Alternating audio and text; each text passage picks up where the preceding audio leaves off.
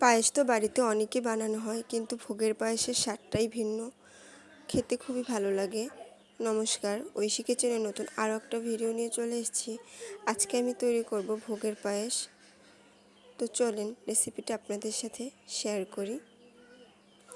ভোগের পায়েস বানানোর জন্য এখানে আমি একটা বাটি নিয়েছি। বাটিতে দিয়ে দেব এই কাপের 1 কাপ পরিমাণে গোবিন্দভোগ চাল।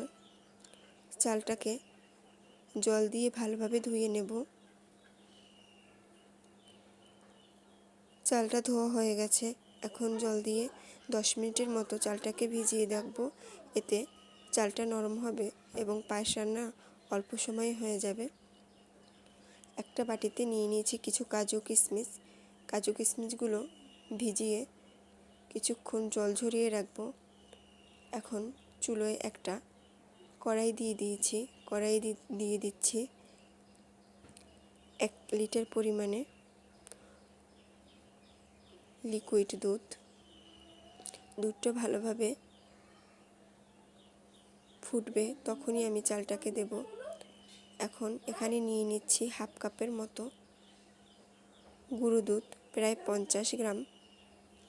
দুধটাকে উষ্ণ গরম দুধ দিয়ে ভালোভাবে গুলে নিচ্ছি। এতে জালে দিলে দলা পাকিয়ে যাবে না। দুধটা ফুটে উঠেছে। এখন দিয়ে দেব আগে থেকে গুলে রেখেছিলাম গুঁড়ো দুধ। সেটাকে দিয়ে 3 থেকে 4 মিনিটের মতো ফুটিয়ে ভিজিয়ে রাখা চালটাকে দিয়ে দেব। চালটা একটু ফুটে উঠেছে। এখন পায়েসের সুগন্ধটা বাড়ানোর জন্য দিয়ে দিচ্ছি 3-4টা এলাচ।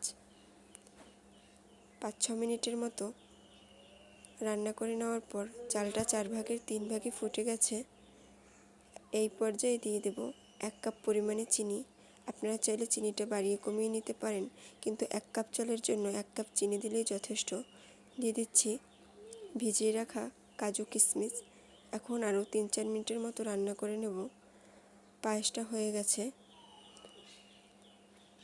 খুবই সুন্দর একটা গন্ধ বেরিয়েছে। এখন দিয়ে দেব 1 চা চামচ ঘি।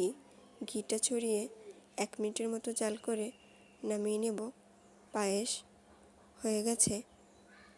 আপনাদের কার কার কাছে ভিডিওটা ভালো লেগেছে অবশ্যই কমেন্টে জানাবেন, এবং নতুন নতুন ভিডিও পেতে অবশ্যই চ্যানেলটাকে সাবস্ক্রাইব করে দেবেন। ধন্যবাদ সবাইকে।